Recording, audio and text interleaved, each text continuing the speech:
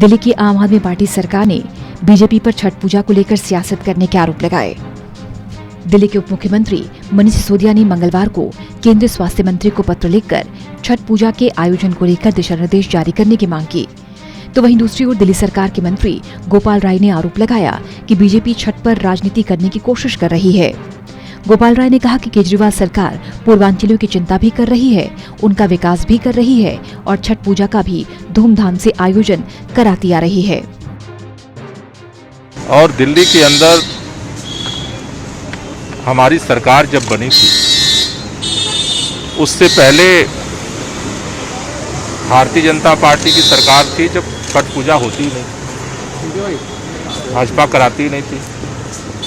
उसके बाद कांग्रेस पार्टी की सरकार बनी जिसमें 68 जगहों पर पूजा शुरू हुई। आम आदमी पार्टी की सरकार ने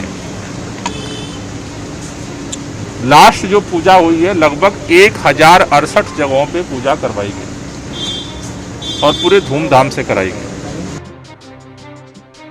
गोपाल राय ने पूर्वांचल के नेता और बीजेपी सांसद मनोज तिवारी को भी निशाने पर लिया। राय ने कहा कि विधानसभा चुनाव के बाद मनोज तिवारी के साथ बीजेपी दोयम दर्जे का व्यवहार कर रही है। गोपाल राय ने कहा, एमसीडी से बीजेपी जा रही है और इसलिए दिल्ली में छठ जैसे मसले पर सियासत की कोशिश हो रही है। पूर्वांचलियों के सम्मान की चिंता भाजपा को न कभी थी न आज है।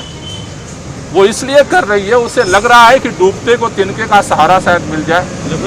एमसीडी में भारतीय जनता पार्टी जा रही है, बुरी तरह से लोग उनके खिलाफ हैं।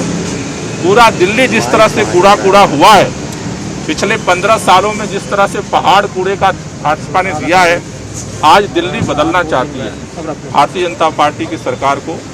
तो उनको लगता है कि शायद इसी बहाने हम दोबारा अपनी राजनीति को चमका लें।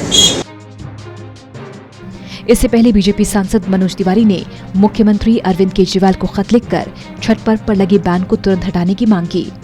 मनोज तिवारी ने अपने पत्र में लिखा कि छठ पर्व पर प्रतिबंध हिंदू भावनाओं को ठेस पहुंचाने जैसा है। मनोज तिवारी ने कहा कि जब छठ के लिए दिशा निर्देश आए ही नहीं थे तो फिर प्रतिबंध लगाने की जल्दी क्या थी।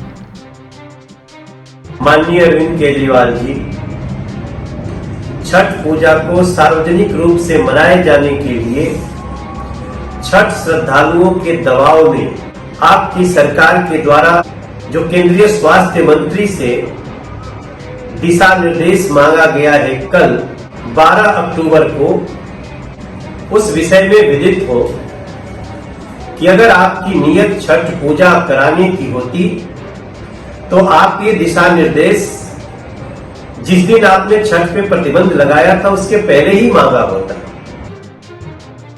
राजनीतिक सरगर्मी बढ़ने के बाद एक बात तो तय है कि जल्द ही छठ पर्व की सार्वजनिक आयोजन को लेकर गाइडलाइन जारी की जाएगी और दिल्ली में छठ पूजा के आयोजन का रास्ता साफ होगा, बशर्ते कोरोना के मामले नियंत्रण में रहें।